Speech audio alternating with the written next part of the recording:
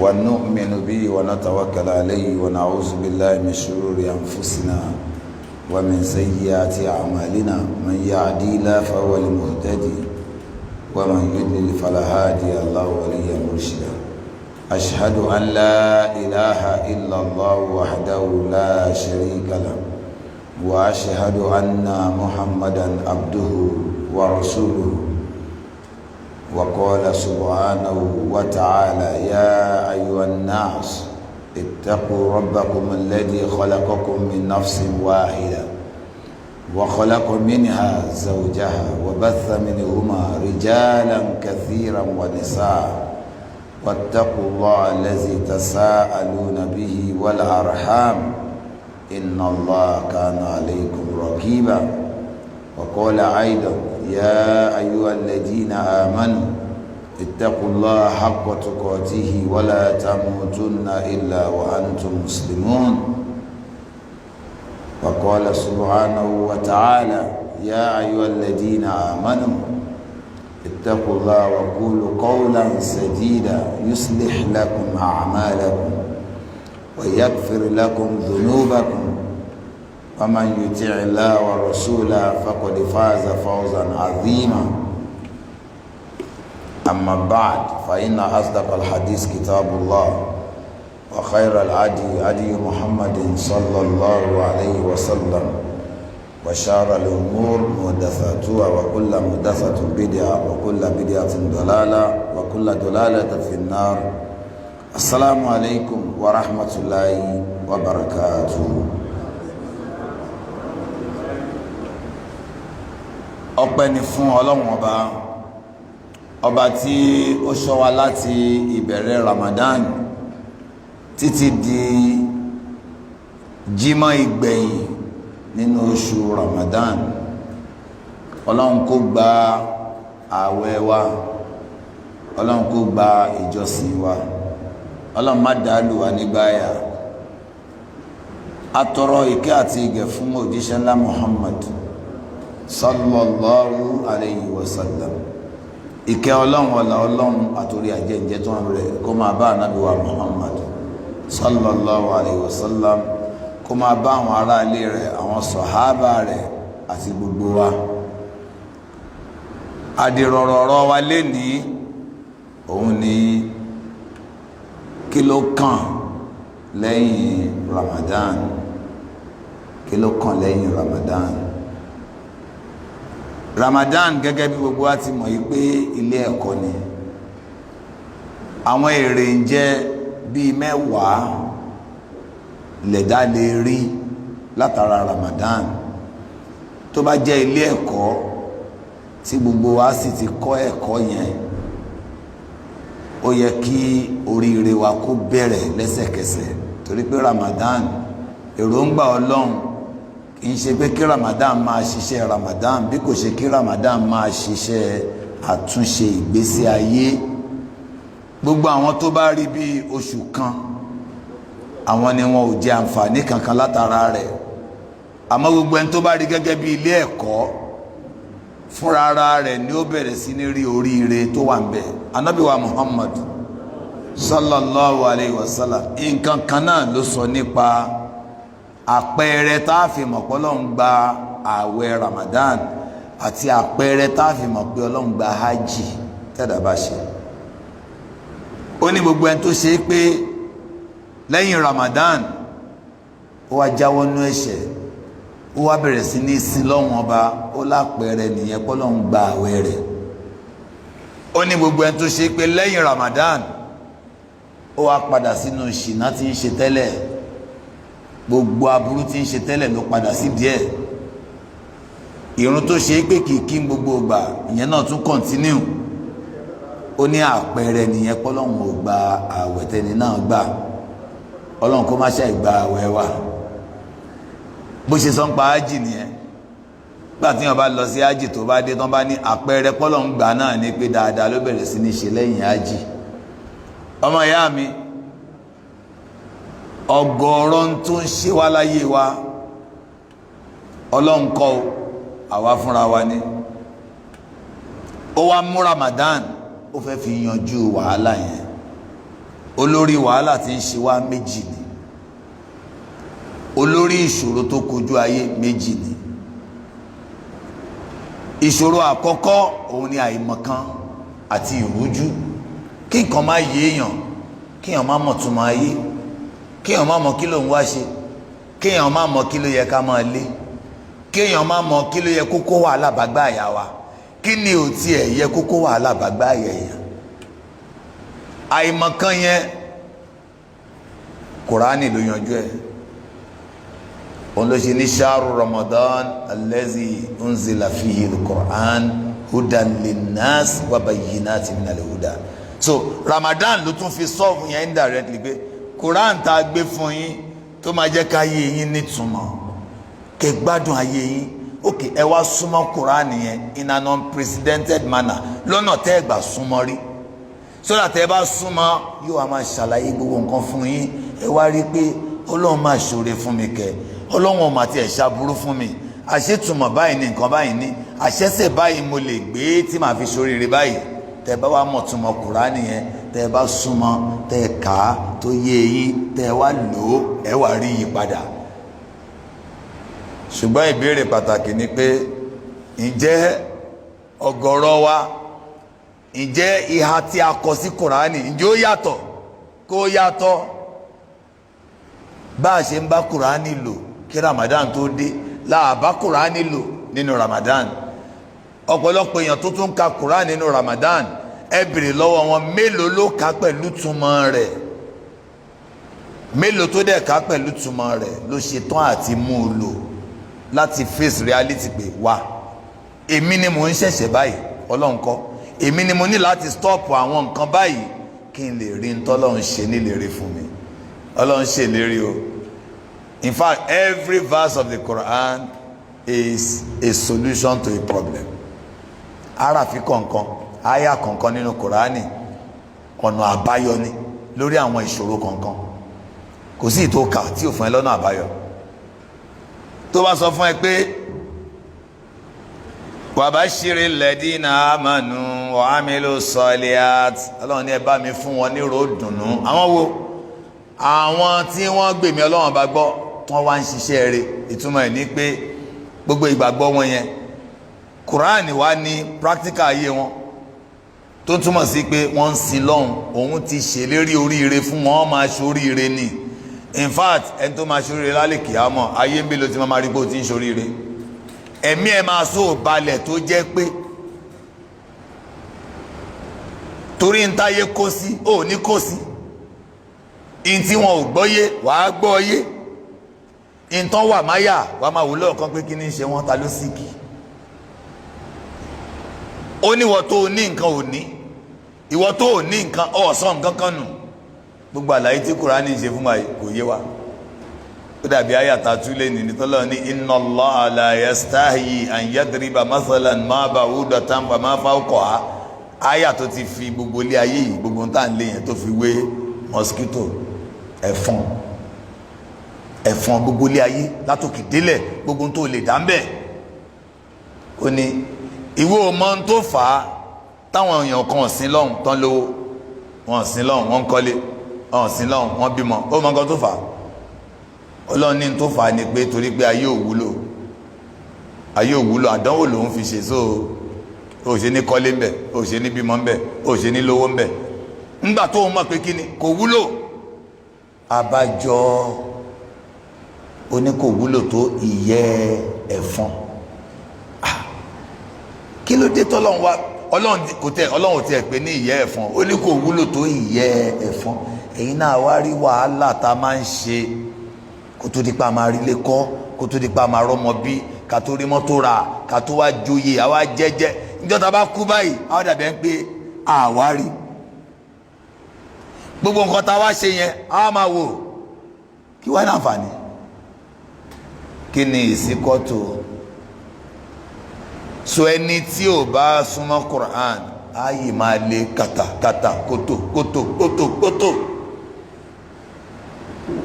ọ̀ǹtìlíjọ́ kan tíjọ́ kan máa wá jọ́ kan tó máa kú, tó máa ráàpù ẹ̀, tó máa lọ gbé ìgbéjúnù bí ìgbà tá lọ dá nǹkan nù, nǹkan tí ò wúlò mọ́. Ìtumọ̀ sábà yẹn sin wá nìyẹn o, nǹkan tí ò wúlò. Bàbá wa kan èèyàn tó popular ni, àmọ́jọ́ tó kú òjò wá rọ̀, òjò rọ̀ gan.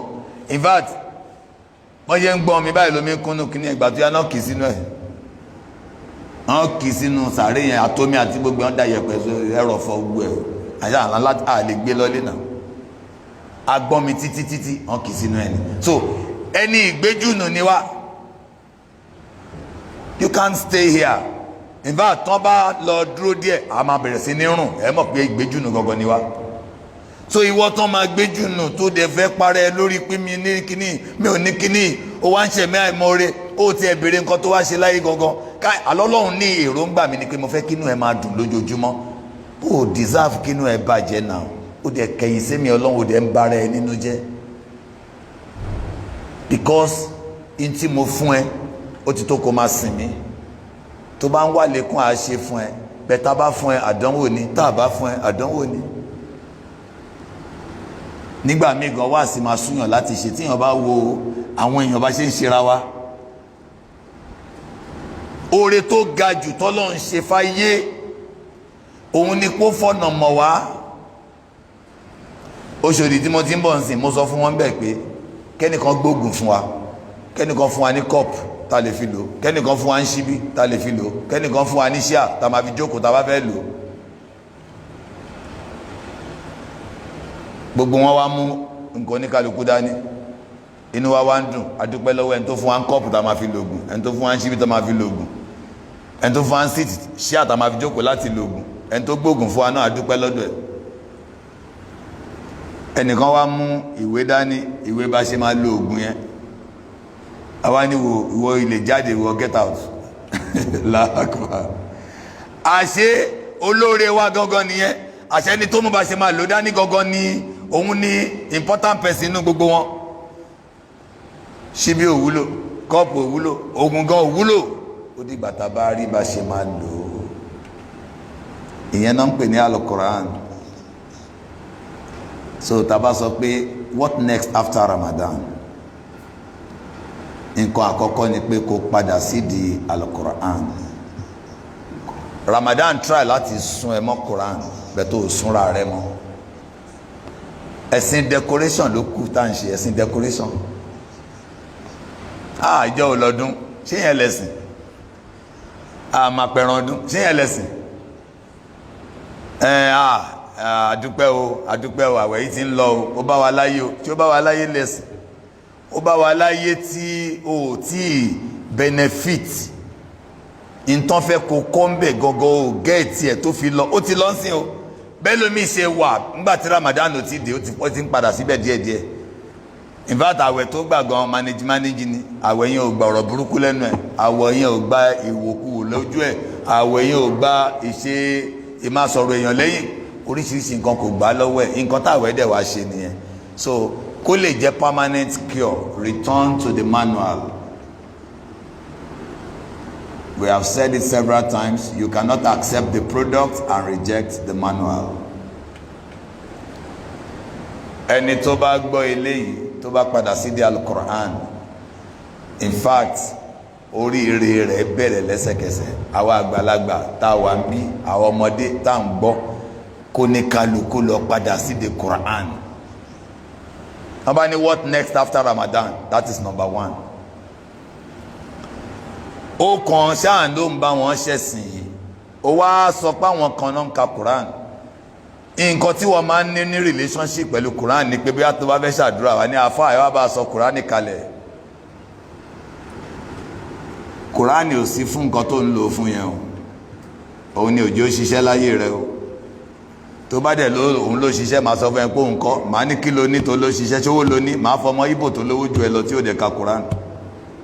Pé ẹlòmí ò mọ nǹkan tó ń pè ní Quran ní ṣiṣẹ́. Tó bá jẹ́ ọmọ lòbí màá fọ́ fún ẹni tí ò tiẹ̀ rọ́ lọ́hùn rí, kò tiẹ̀ bá yín sin lọ́hùn rí, ó bímọ ju kí ló dálẹ̀ lọ. Àwọn nǹkan yẹn yàtọ̀ náà. Ẹ ń bímọ ẹran ń bímọ ajá ń bímọ, gbogbo àwọn yẹn kò yé wa, I understand.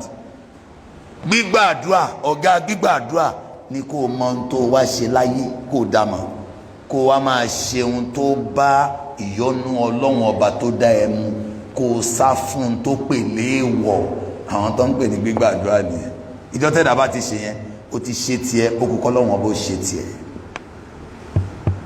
Ẹ jẹ́ ká yí padà sí Quran. Nǹkan àkọ́kọ́ tá máa ṣe. Nǹkan ẹlẹ́ẹ̀kejì lẹ́yìn Ramadan, nígbà tá a wà ní school, tá a bá ṣe theory biology a tún ṣe practical. Ẹ bá ṣe chemistry theory ẹ ṣe practical.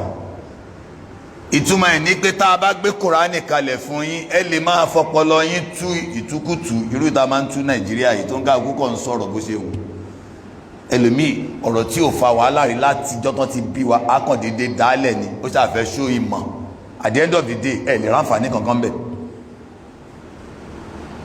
Ká má bàa máa ṣí Kùránì tú ó wá mú alálàyé Kùránì wa tó ń pè ní Muhammad sallallahu alayhi wa sallam. So somebody, what next after Ramadan is for you now to sit down and become a follower of Muhammad sallallahu alayhi wa sallam. And you cannot achieve that. O lè rí yẹn ṣe lẹ́yìn kó gbé àwọn ìwé hadith, Sahih Buhari dà, Sahih Muslim dà, àwọn àlàyé òkèlè tó ń pè ní Sahih, àwọn hadith tán lálàáfíà ni wọ́n ń pè bẹ́ẹ̀.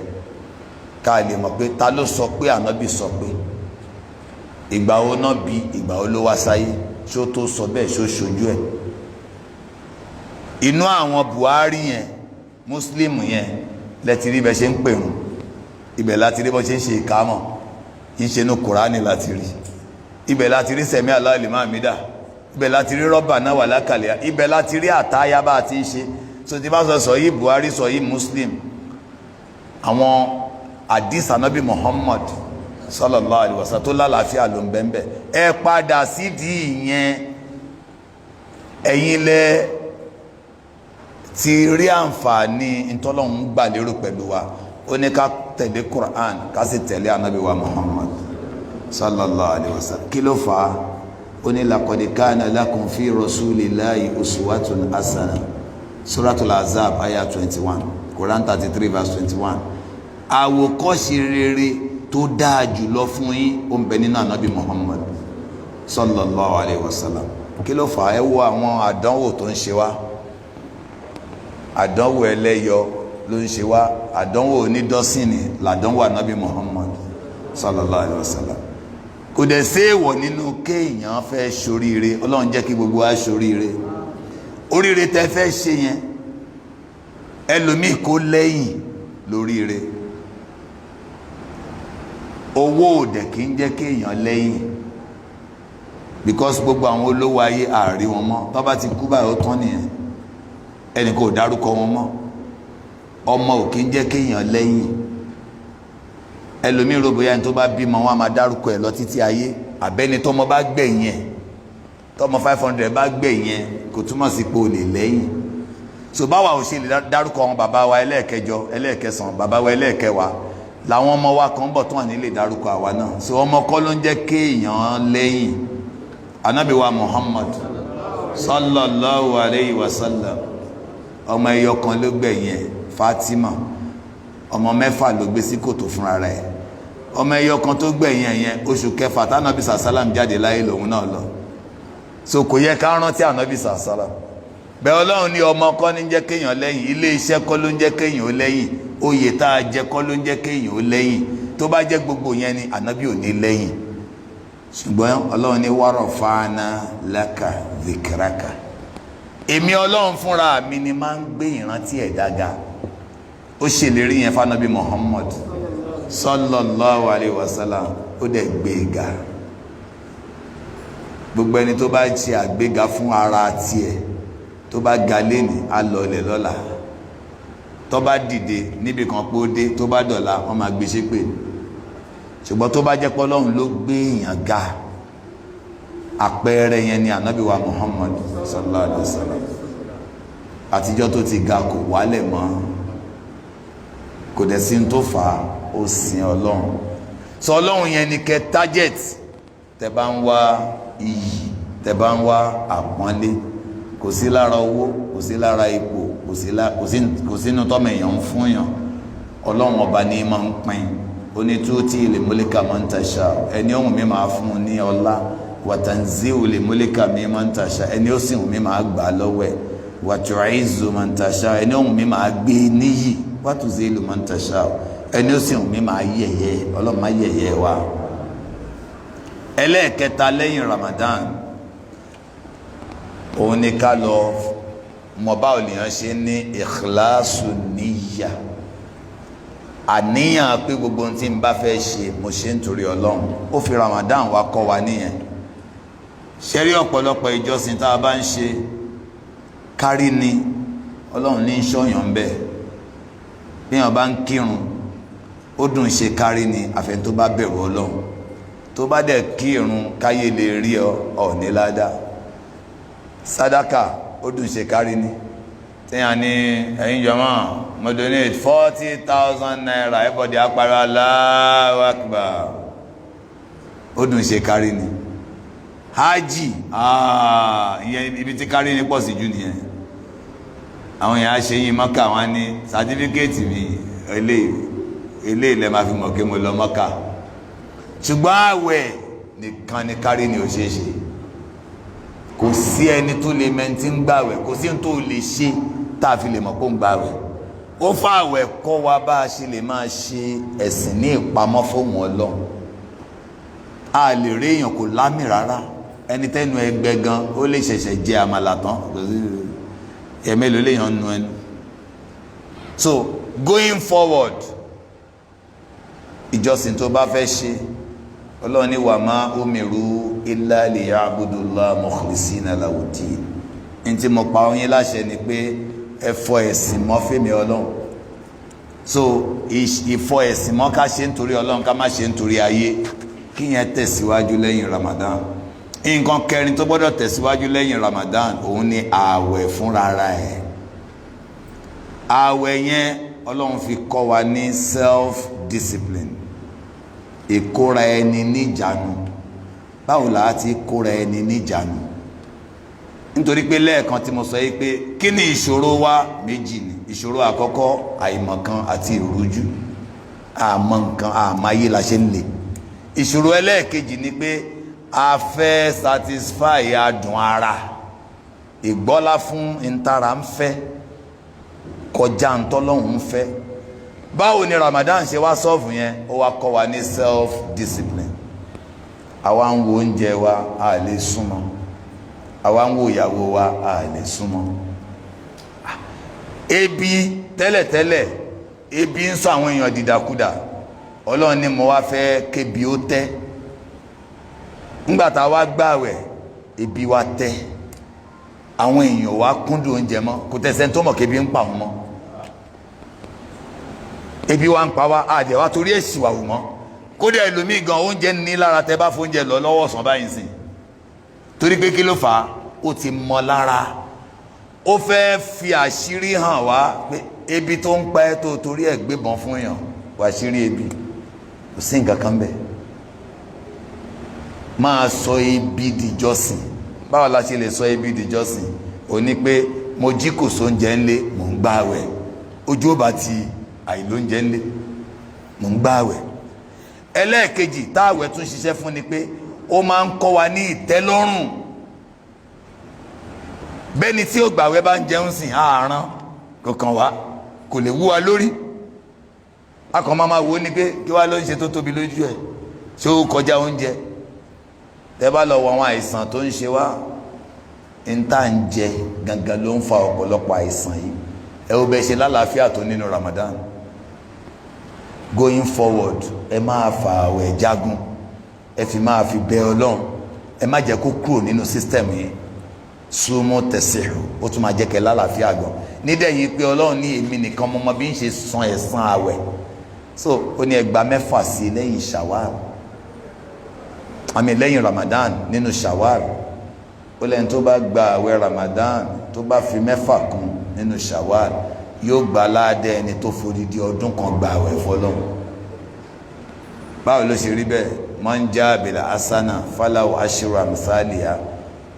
ẹni bá mú dáadáa kan wá a sọ pé mẹ́wàá ló ṣe. so tábà ní mẹ́wàá ló ṣe, tábà gba àwẹ̀ 30 days, tábà fi mẹ́fà kún, that's 36. tá bá multiply it by 10, that's 360. How many days ló wà in a year? So ẹ ti rí ìtumọ̀ pé tó bá gbààwẹ̀ Ramadan tó wá fi 6 kúnnú Shawwal, Ọlọ́run ní á fún ẹ ńlá dẹ́n tó fòdìdí ọdún kan gbààwẹ̀. Ìtumọ̀ ẹ̀ nìyẹn. Going forward, àwẹ̀ Monday, àwẹ̀ Thursday, àwẹ̀ 13, 14, 15 oṣù Islam, kódà tó bá mú 13, 14, 15 ẹni ọjọ́ mẹ́ta tó bá ń gbààwẹ̀ nínú oṣù tó bá jẹ́ kó mọ́ ẹ lára, wàá máa gba ládẹ́n tó fòdìdí ọdún kan gbààwẹ̀. Nǹkan tó bá gbààwẹ̀ mẹ́ta lóṣù yìí, 3 times 10, 30, ó ti gbààwẹ̀ oṣù yẹn nìyẹn ní lọ́dọ̀ Ọlọ́run. Tó bá ṣe bẹ́ẹ̀ fún oṣù 12, odidi ọdún kan ló fi gbààwẹ̀. Àwẹ̀ Àṣúrà, odidi ẹ̀ṣẹ̀ ọdún kan ló máa forí ẹ̀jẹ̀. Àwẹ̀ ọjọ́ Àràfà fẹ́ni tí ò lọ sáràfà, odidi ẹ̀ṣẹ̀ ọdún 2 lọ́lọ́ máa forí jì ẹ́. Ẹ jẹ́ ká àwẹ̀ mọ́ wa lára. Ẹ̀rí Ànábì Dáúd tó bá gbààwẹ̀ lénìí kò ní gbà lọ́la, á tún gbà lọ́túnla, kò ní gbà ńjọ́ mẹ́rin. Ìtumọ̀ pé ẹni tá a fún lágbára nínú ìjọsìn ni. Ọlọ́run kò ṣe nírọ̀rùn fún wa. What next after Ramadan? Òun lọ̀rọ̀ tá à ń sọ. Kí ló tún gbọ́dọ̀ tẹ̀síwájú lẹ́yìn Ramadan? Òun ní pé nínú Ramadan yìí gbogbo wa ti rí wípé a kírun, a tẹ̀síwájú lórí irun. Nọ́fìlà wa pọ̀.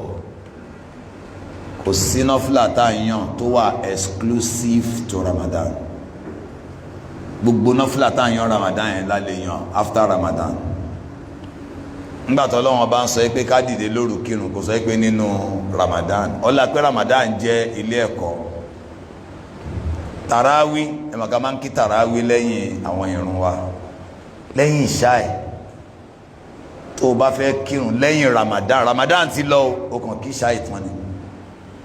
Ilé tó kí ìṣáì tán, o wá ń wò pé ṣé màá tẹ̀ lè jí lóru báyìí, ṣé mo ti àbí mo wíìkì nǹkankan.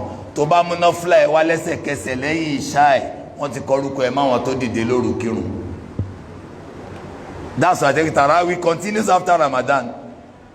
Tahajjud continues after Ramadan. Ajílóru o, látẹ̀yìn ìṣáì nírun òru ti bẹ̀rẹ̀.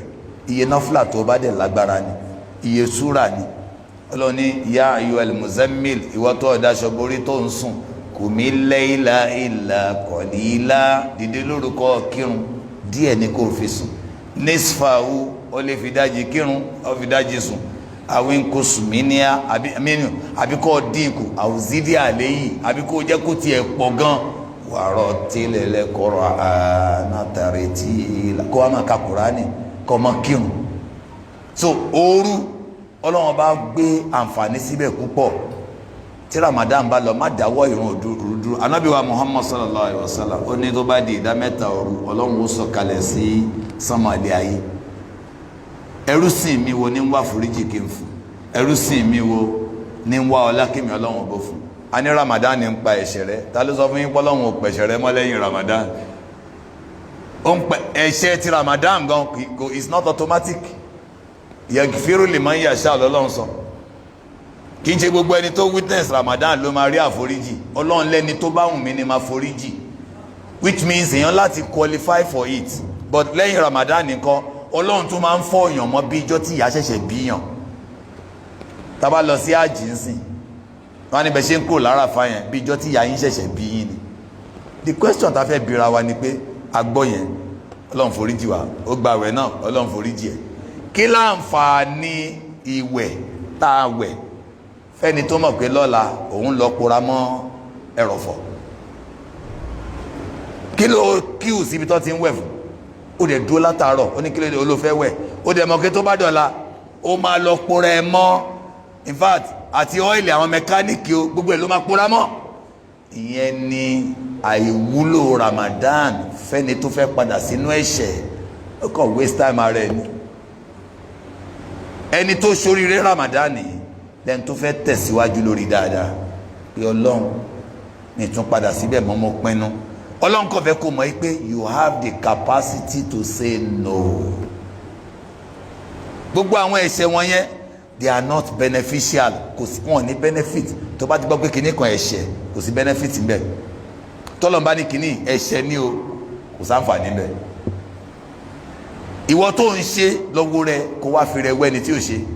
Wàá rí pé ó fi nǹkan kan jù lọ, ní tó fi jù lọ ni pé wàhálà ayé rẹ yóò pọ̀ ju tiẹ̀ lọ. ìdààmú ayé rẹ yóò pọ̀ ju tiẹ̀ lọ, àìní nífọ̀kànbalẹ̀ rẹ yóò pọ̀ ju tiẹ̀ lọ. kẹ́ni tó ń ṣe ṣìnà ń sìn kó máa wọ ẹni tí ò ṣe ṣìnà bí ẹni kò tiẹ̀ ṣẹlẹ̀ rí. kò sẹ́ni tó ń ṣe ṣìnà tó lè wọ ẹni tí ò ṣe ṣìnà bí ìgbà tó ń jù lọ. ó máa tọrọ pé ọlọ́run ọlọ́jẹ́ lè ṣe bí bọ̀bọ́ yìí náà ló máa sọ. torí o ti rí i pé tó o ti ń ṣe ẹ̀mí rẹ ò balẹ̀. in fact ẹgbẹ́ kú ló ń rìn lójoojúmọ́. toríjọ́ kan oyè máa ṣe débi tó yẹ pé ẹni tó ní obìnrin yẹn mọ́tò ló máa fi crush yẹ. àwọn cases tá a ti ṣe ní court tí ẹ bá nínú àwọn onígbónára #1 ẹni tó ń bá yàgò ẹ̀sùn ni a ṣàyàn pa kó tó mọ̀ padà lòun mú dání kéèyàn ṣẹ̀ṣẹ̀ gbọ́ wá sínsìn ó ti gbọ́ yá ayọ́ alladhina amanu isbiru wasabiru warabitu wattaqu ó ṣe gbọ́n pa sùúrù ni o ní alhamdulillah àtẹ̀dúpẹ́ sùúrù yìí ti wá ń sìn ó ṣílẹ̀kùn ẹ̀ báyìí ó kọ̀ wò èèyàn kan lórí ìyàwó ẹ̀ rò pé atẹ́gùn ló gbé sùúrù yẹn lọ kó tó mọ tó ń ṣẹlẹ̀ àbí ẹ̀yin lọ́yà tẹ wá ń bí in the heat of passion kó tó kárí ẹ̀ tó balẹ̀ ó ti pààyàn. so kò sáǹfààní nínú ẹ̀ṣẹ̀ ó gba àwẹ̀ ló gbà látijọ́ yìí sìn ó súnmọ́ yàwó níyàwó ìyẹn náà assumption ni o torí àwọn kan respect àwẹ̀ débẹ̀ yẹn o àwọn ọmọ èèyàn gan respect ibi tí mo ti mọ̀ pé Nàìjíríà yìí Ọlọ́run má yà wá ń wèrè o kéèyàn lọ sí Mọ́kà kó dẹ̀ lọ ṣe ṣìnà ìbá àgbà tó ti ń gba visa ló ti gba visa fún girlfriend tẹ́ mọ̀ pé wàá ti mọ̀ yìí pé eléyìí àwọn condemn criminal àwọn eléyìí èèyàn tó ti condemn iwájú Kaaba lọ́dọ̀ Ọlọ́run direct ó ní Ọlọ́run Nàìjíríà yìí jìnnà sí ẹ yẹn gbé wá sọ́dọ̀ ẹ̀ gangan ẹ má jẹ́ kó yà yín lẹ́nu pé ní Ramadan ẹlòmíì ń lo obìnrin olóbìnrin lọ tí ò kákún bẹ́ẹ̀ tí wọ́n tó ń ṣe tẹ́lẹ̀ tó ṣe mọ́ ìwọ ni mò ń bá sọ̀rọ̀ kí ló sọnù láyé rẹ láti ìgbà tó o ti ṣe ó sọ nǹkan kan nù àlàáfíà dé padà sáyé rẹ adùn dé padà ọrọ̀ dé padà àlàáfíà torí pé ìṣìnà ni ṣìnà òfò ni ìyà ni àrùn ni so ntí àwẹ̀ ń target is takwa la'alakum tattaqun kì í ṣe oúnjẹ tó jẹ kì í ṣe omi tó mu bóyá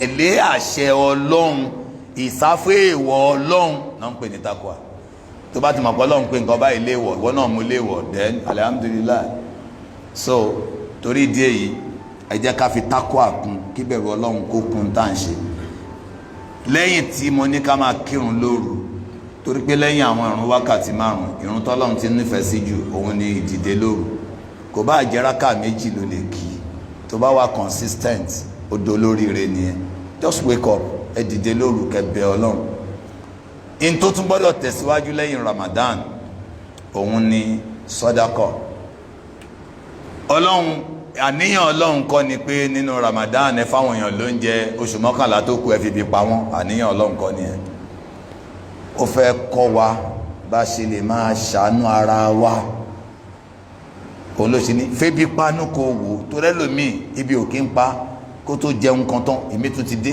kó tó jẹun kan tán èmi kò tiẹ̀ mọ̀ báwo ló ṣe ń rí lára mẹ̀kúnnù òkè Ọlọ́run ní wa mi ò fẹ́ yẹn mi ní ìdòwú ẹ̀ jẹ́ kébi pa ẹ́ ìyẹn lẹ̀sìn kálọ́ Ọlọ́run ní kan san owó ni àwọn tó máa san owó àwẹ̀ wà ó wọ́n á san dànù èló ni àfà èló ni sọ́ọ̀bù ẹ̀ ní yíyá yìí wọ́n ní 300,000 per day a ní mo sanwó 30 days ẹ bá ń gbóúnjẹ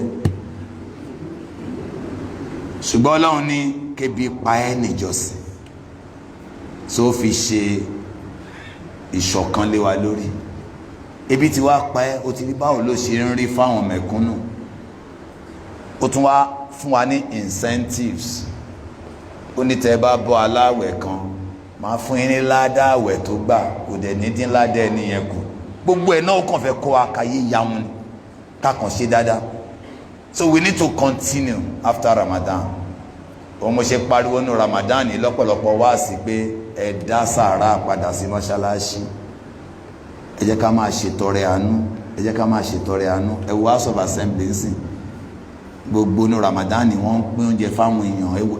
Ẹlòmíì tẹ bá jáde síta wọ́n á ti débẹ̀ yẹn láti aago mélòó, kì í ṣeré, ìyà wà nínú ìlú yìí. Torí tẹ bá rí sùúrù tó ní kálukú ń ṣe láti gba oúnjẹ, ẹ rí pé ọ̀rọ̀ yẹn ó kọjá ọ̀rọ̀ oúnjẹ yẹn o. Ìtẹ́lómi bá gbà ló lọ pín fáwọn ọmọ ẹ̀. So going forward, a gbọ́dọ̀ láàánú. Tá bá ti fẹ́ wá kírun, ìrun àsùbá ló ń lọ, ra búrẹ́dì dání. Ẹni tí Ramadan wúlò fún nìyẹn o. Àsùbá ló fẹ́ lọ ṣe, wọ ra búrẹ́dì dání. Ó kàn lè ra bíi mẹ́rin, kò cost anything. Èyí tó bá kírun tó ọkọ̀ bèrè pé jọmọ́ búrẹ́dì rẹ o, ta ló nídìí ẹ̀, kò lè lọ lóye. Because ẹlòmíì rọ́jú wá kírun ni, kò sí nǹkan kan lé. Tẹ bá pín bisikíìtì báyìí, òun ni oúnjẹ tẹ́lòmíì fẹ́ fọmọ ẹ̀. Wọ́n lóúnjẹ. So tó bá dẹ̀ ti rí àdánwò ló jẹ́ fún ọ, because ìwọ lóúnjẹ, ìwọ tún waste oúnjẹ. Ó fẹ́ lọ kí zuri báyìí, ìwọ máa prepare pẹ̀lẹ́ free irun tó fẹ́ kí, pé mo láti fáwọn èèyàn ní nǹkan, mo láti fáwọn èèyàn ní nǹkan, kò dẹ̀ ná ẹ ní nǹkan kan. Ọ̀gọ̀rọ̀ wa ò tún wá mọ báwo nìyàn ṣe ń ṣe dáadáa pẹ̀lú àwọn òbí wa. Òbí wa ti lọ, òbí wa ò lè ṣe nǹkan kan, bẹ̀tà wọn sàárà tó máa ń bá wọn direct nìyẹn.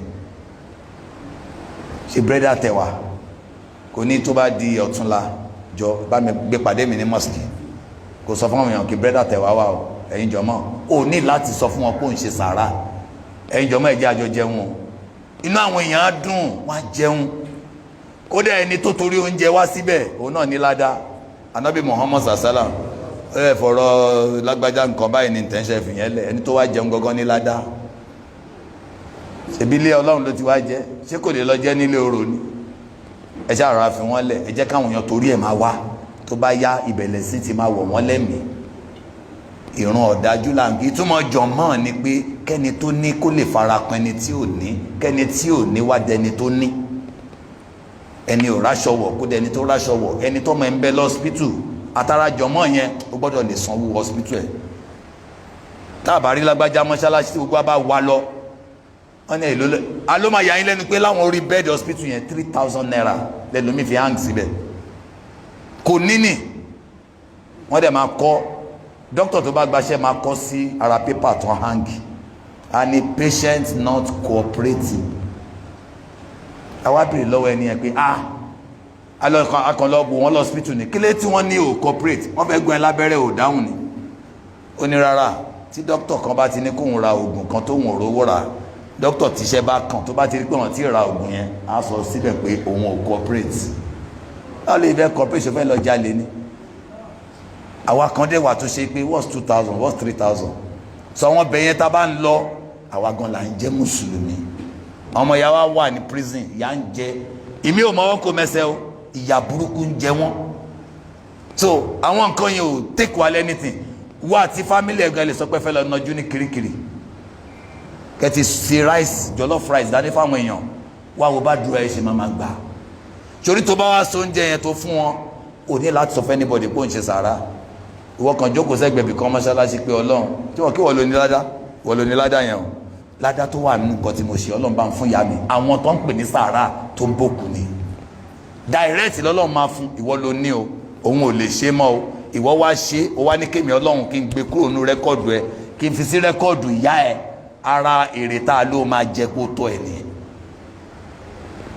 So but these days kò sẹ́ni tó ráyè òkú yẹn náà mọ̀. So ẹ jẹ́ ká máa ṣe sàárà, ká máa ṣàánú àwọn èèyàn. Sàárà kì í ṣàkàrà. Gbogbo àkàrà tó ń dín yẹn àṣekù ẹbọ ni. Ẹbọ ló máa ń béèrè àwọn ẹ̀wà nǹkankan yẹn. Tó bá fẹ́ ba yé ẹbọ yẹn jẹ́, tí o bá ti dákàrà, ìwọ fi búrẹ́dì sí. Ayé ẹbọ bàjẹ́ nìyẹn. Ó ti di tọ́lọ́run nìyẹn. Wà wá la búrẹ́dì yẹn sí méjì, wà máa kó àkàrà mẹ́rin sínú ẹ̀, o direct àlejò náà nìyẹn. O tún wá fi pure water sí. Tí o mọ̀ pé ìkìdá àkàrà lòun recommend. Tàbí kó bu gàrí sí, tàbí kó pogi sí. Tó bá ti pogi sí, ó ti di sí súnà. Kí búrẹ́dì ṣáà wà ń bẹ̀, kí nǹkan kan wà ń bẹ̀ kó má jà kàrà. Ìwọ lọ bá wọn tó ní kan dákàrà, kí wọ́n sọ pé ẹjọ́ ṣáà lè lo meat pie, ìbẹ̀rẹ̀ láṣìírí ti máa tú nìyẹn. Kí ló wí? Ọmọdé yìí rárá o, ẹja ṣe bọ́ ṣe kó bá rí bí ti rí, àṣírí yìí ti tú. Báwo náà ṣe ń ṣe? Kálẹ̀ lọ́kànlẹ̀kùn ẹnu sàárè tó sọ fún yín pé àkàrà lọ́lọ́wọ́n bá ń béèrè. ẹ ṣàṣàrò kẹ dín ata sí, ẹ mú búrẹ́dì àti sandin, ẹ fáwọn èèyàn ló ń jẹ kí ni wọ́n dùn. n tó ń pa wá kú nìyẹn. gbogbo àwọn tí ń ṣìwàwù kiri láàrin ìlú, àwọn tó wọ wọn dilẹ̀, ebi ń pa wọn. ìmí ìyẹ́ wà lọ́sibítù ló ṣe ya wèrè. so tí àánú yẹn àti inú ẹbí ni ká ti bẹ̀rẹ̀. òun ló ṣe máa ń sọ máa ń pé yẹ tí máa ń zá mọkòrọ́bà, ẹ tọ́jú àwọn ọmọ òrukàn tó ń súnmọ́ yín. so nídẹ̀yìn yẹn ní ẹ̀yìn Ramadan yìí, ẹ gbogbo àṣẹ máa ń gbọ́ wá sínú Ramadan, ó wà unprecedented. àwa sponsor lecture, ẹ wá gbọ́ pé Ansarudeen 30 minutes, NASFAT, oríṣiríṣi àwọn ẹgbẹ́ ńláńláńlá àmàmárí program, bàbá Fọláwíyọ kọ́lọ̀ kó bá a san wọ́n lẹ́sàn-án rí. so gbogbo àwọn èèyàn ńláńlá ń sponsor. ẹ̀tà àwa Muslims, àwa táwa láyé ni mo ti ẹ̀ ń sọ, bàbá Fọláwíyọ kọ́ mo gbáwí, àwa táwa wà láyé. kí ló ṣe gbogbo àwa ìjọ Islam tó ṣe pé tí Ramadan bá lọ àdẹ̀ ní sponsor program? ṣáàtì ṣàlàyé Islam tán ni for 11 months àwa máa rìn nínú àìmọ̀kan. meanwhile tabawa strategic asu television station, nígbàtí ìjọ kankan bá mú ju 30 minutes lọ, àló máa sọ everybody. àwọn eléyìí wọ́n ṣàlàyé báyìí máa kírun, eléyìí ṣàlàyé àlùwàlá, eléyìí ṣàlàyé ọkọ àtaya, tẹ́ ń gbọ́ lójoojúmọ́ kí ló rọ́ọ̀lù wá after Ramadan àdẹ̀ ní ṣe nǹkan kan mọ́. ẹ jẹ́ àyípadà. ojoojúmọ́ ẹni dọ́ stop being Ramadan Muslims, it means stop being Muslims who practice Islam only during Ramadan. Let's take it after Ramadan. nínú Ramadan yìí ó kọ́ wa ní patience, asọ́bùrù, sùúrù tá a níyẹn òun ní ó jẹ́ ajáwẹ̀ láti ìgbà tẹ́bí tí ń pa wá títí di ìrọ̀lẹ́. ó sọ fún wa pé àṣírí ni pé sùúrù ló lè fi lálẹ́ ayé já. kéwú ló fẹ́ ké ń sìn bí mo yẹ sọ̀rọ̀ Quran lẹ́ẹ̀kan, tó bá ní sùúrù ò lè ké. gbogbo iṣẹ́ tí gbogbo wa mọ̀ ń sìn akọni. ó ní báwo lẹ ṣe máa imagine pé máa dẹ lẹ́sìn láì kọ́ ẹ̀sìn. bàbá ìyá mi ń gbà yẹn, Ọlọ́run kó bá mi foríjì wọn, àwọn lọ́yà Ṣófọlá ni àwọn lọ́yà wọn, bàbá Kẹ́hìndé Ṣófọlá, kọ́lọ́run kó foríjì bàbá. so bàbá ìyá mi máa ń sọ ń gbà yẹn pé òun fẹ́ mú mi lọ sí ọ̀dọ̀ wọn, mọ́mì mi ló sọ̀tọ̀ yẹn fún mi o. bàbá yẹn fẹ́ kí n di lọ́yà, sọ́nà wọn máa mú mi lọ sọ́dọ̀ lọ́yà Fáṣọlá Ṣófọlá wípé kán lè kọ́ mi ní, ṣe mọ́ yẹn máa mọ́mọ́ sọ́dọ̀ télọ̀, tí wọ́n mọ́mọ́ sọ́dọ̀ kápẹ́ńtà. a ní bàbá yẹn wá ní ọmọ yẹn máa lọ kàwé nìyí. èmi náà mo di lọ́yà lẹ́ni. èròǹgbà ni ìbá àtàwọn ìyàwó wọn, àwọn gbogbo àwọn kíní táwọn ìyàwó ilé máa ń ṣe yẹn ó máa ń wọ́ọ̀kì o. ìyàwó wọn kan pè mí ní lọ́yà. ẹ mọ̀ kí ẹlòmíì àpè ẹni àpè ọmọléèwé àbí ẹ̀kọ́, àwọn orúkọ tó máa ń pè ilé ayé ti dàrú ń sìn. kò sọ àwọn orúkọ àpọ́nlé yẹn mọ́. Ṣákírù Bọ́bí ló máa gbọ́. ìyàwó kan pè mí ní lọ́yà, ìyàwó kan pè mí ládájọ́. àgbà tí mo di lọ́yà yẹn náà ṣá. nǹkan tó máa pè mọ́ èèyàn ni tó bá ti ń jẹ́ ọmọléke ó lẹ́nu wọn, kò sí kó má mọ̀ kéwù yẹn finally. bọ́ ibi tí mò ń lọ ni wípé a di lọ́yà ńgbà tá a lọ kẹ́kọ̀ọ́ ẹ̀, a ń di dókítọ̀ ńgbà tá a lọ kọ́ ẹ̀kọ́ ẹ̀, a di télọ̀ ńgbà tá a lọ kọ́ ẹ̀kọ́ ẹ̀. mo ṣe kó lọ́dọ̀ àwọn tíṣà kan lórí Òṣòdì ni pé wọ́n di tíṣà ńgbà tán lọ kẹ́kọ̀ọ́ ẹ̀. báwo ló ṣe lè dẹ lẹ́sìn láì kẹ́kọ̀ọ́ ẹ̀? ó dẹ̀ tún wá gbé Quran wa, ó ní syllabus rẹ o, syllabus yẹn wá ní marking scheme. tó bá ṣe léyìí á rí báyìí fún ẹ, tó bá ṣe léyìí báyìí ló máa rí, tó bá ṣe bóyá wà ní ẹ bóun ṣe máa máàkì iṣẹ́ wa. ó tún wá ní past questions nínú Quran, past questions wà bẹ́ẹ̀. exam ti leak, nǹkan báyìí ni máa bí yín o, máa dún ẹ̀ wò, o lè má lówó mọ̀ ń dún ẹ̀ wò ni o, ọmọ tí mo fún ẹ mo lè gbá o, mo ń dún ẹ̀ wò ni. ó ti sọ, ó tún wá sọ answer tó máa fóun tóun bá ti ṣe. ó wá sọ past question. kí ni tó máa past question? gbogbo ohun tó ń ṣe lọ́wọ́ yẹn àwọn tó ti ṣerú ẹ̀ rí, báwo ló ṣe rí fún un? àwọn táwa fún lówó Kárúnà tán ju tiẹ̀ lọ. Sulaiman tó wú ẹ̀ ju ti Kárúnà lọ. Sulaiman ò kì í ṣẹgbẹ́ gbogbo àwọn tá à ń sọ yẹn. ọlá Sulaiman ti pọ̀ jù. Sulaiman ò kì í gba visa kó tó lọ any country. Ọlọ́run tẹ̀rí atẹ́gùn bá kò ní Allahu Akbar kabira, kò ń wọ plane. Ọlọ́run tẹ̀rí atẹ́gùn bá kó kàn sọ pé mo fẹ́ dé Amẹ́ríkà. akọ̀déwájú White House ni bẹ́ẹ̀ dẹ̀ kó gbogbo dání àwọn àlìjọ̀nù tó ń control àtàwọn atẹ́gùn wọn kó gbogbo lọ́wọ́ yín tòun ti bẹ́ẹ̀ Sulaiman òjò rẹ̀ lójú ó ní Rabbi awzini an ashkura ni'mataka allati an'amta alayya Ọlọ́run kọ́ mi máa ṣe bó ṣe yẹ kí n dúpẹ́ fún oore tó ṣe fún mi ẹ jẹ́ ká rẹra wá ńlẹ̀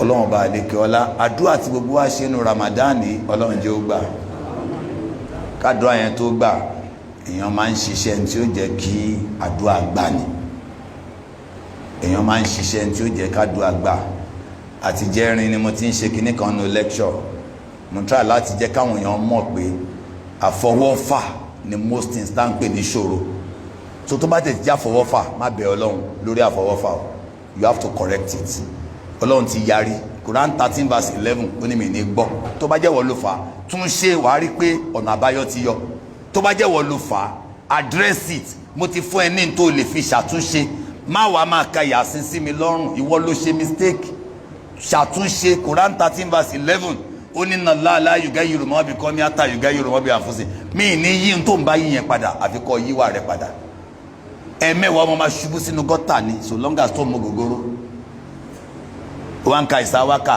pé ò fẹ́ rú disgrace yẹn mọ́ wàá dá ọtí dúró ni ìwọ ló ń ṣe ṣìnà láyé rẹ fi bàjẹ́ mo ti láyé oníṣìnà ò ní dáa ìwọ jáwọ́ kó rí àpọ́nlé tí ó ṣẹlẹ̀ sí ọ àwọn tó bá ń gbọ́ lecture mi lórí Facebook pé láti jẹta mo ń sọ nípa ẹni tán fún ní query wọ́n fún yàn ń query problem nìyẹn ipò pẹ́ kó tó dé House of Assembly ó gba query ó kébóyé gba query the next thing tí mùsùlùmí Nàìjíríà yìí máa ṣe ó máa lọ sọ́dọ̀ àwọn àfáàní pé wàhálà dé o wọ́n ní ya hayyu ya qayyum alala ilahi wàá ṣe 3,333 ṣé ìyẹn query tán ní kó dáhùn within 24 hours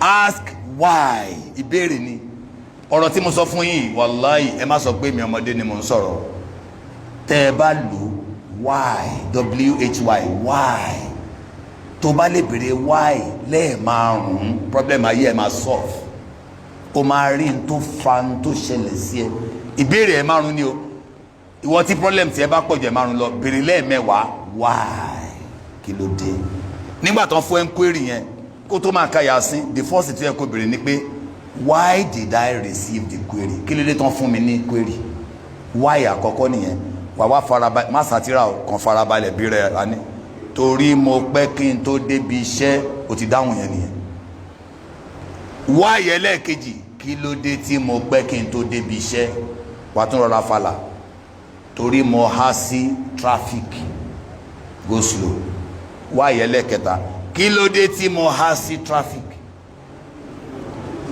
torí mo pẹ́ kí n tó jí very good be honest with yourself o máa rí solution why tí mo pẹ́ kí n tó jí torí mo pẹ́ kí n tó sùn be honest why tí mo pẹ́ kí n tó sùn torí mo ń wo apá kẹta eré orí ìtàgé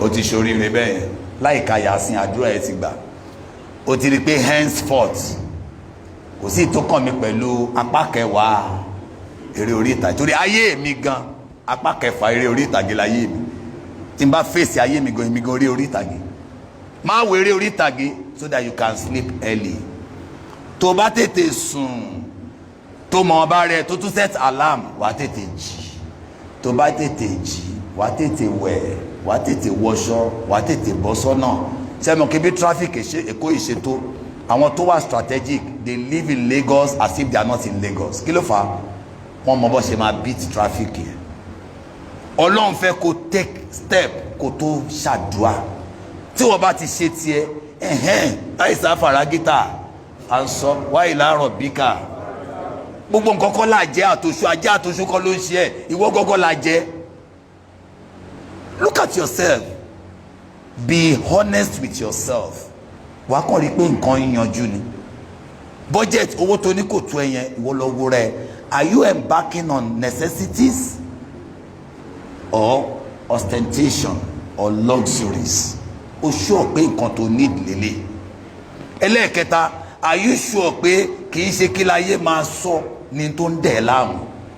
Lára ohun tó mú wa jẹ gbèsè tó tó kí láyé máa sọ òsì. You want to live a false life? Ó wá lọ́lọ́run ní Ọlọ́run kọ́, be real. Tó bá wọ mọ́tò, tó dé bus stop, tó rìn, tó lálàáfíà, tó débi iṣẹ́, ó lose anything, ó lè débi iṣẹ́ jọ kọ́kọ́ béèrè pé ẹ̀yin tẹ́ gbé mọ́tò wá, ó yẹ dìde. Ẹ̀yin tẹ́ rí mọ́tò gbé wá, ẹ lọ kúnlẹ̀. Ta ló rán ẹ? Live your life. Be yourself. Be real. What Ramadan has come to teach us is contentment.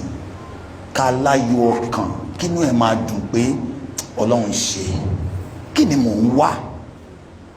Wọ́n á fi rẹ̀ ẹwé èèyàn kan, àjọ jáde skul ni, ó ti kọ́lé, àjọ ṣe kinní kan. Àwọn tẹjọ jáde skul tí wọ́n ti gbé sí kòtò ńkọ́?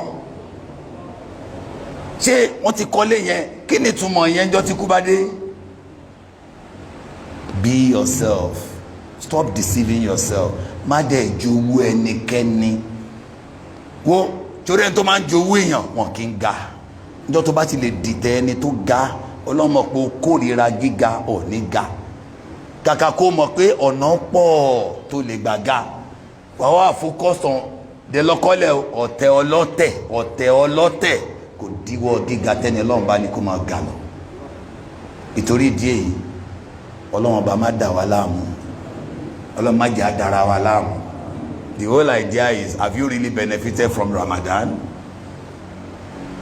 Has Ramadan taken anything away from you that you are not struggling to restore back into your life? Ẹni mọ̀ ń sọ ọmọ Ramadan. Ariwo tá a pa ńgbà tó bẹ̀rẹ̀ nìyẹn. Ẹnikẹ́ni tó bá gbààwẹ̀ Ramadan, ìmánan wa ti sábà, Ọlọ́run á forí ẹ̀ṣẹ̀ jì ṣùkẹ́. Kí ni ìtumọ̀ Ọlọ́run forí jì? Ó dẹ̀ fẹ́ padà sí di ẹ̀ṣẹ̀ immediately. Jáwọ́nú ẹ̀ṣẹ̀, ọ̀nà àlàáfíà nìyẹn, permanent peace of mind. Know when to say no. Kì í dẹ́ ṣe gbogbo nǹkan tó ń lọ nínú wa ló já wa o, gbogbo nǹkan tó ń ro ìwọ́kọ̀ o, òun láti mọ̀ pé yàtọ̀ wà nínú tó ń ro lẹ́mìí ẹ̀ àti ìwọ fúnra rẹ̀. Àṣàìtọ́n is the unsolicited advisor. Ó máa advice ẹ níjọ́ tó bá ti rí pé nǹkan kan ń ṣẹlẹ̀ lẹ́mìí ẹ̀ ó yàtọ̀ sí tọ́lọ́run sọ wá ní èmi kọ́, I reject this. أقول قولي هذا استغفر الله لي ولكم.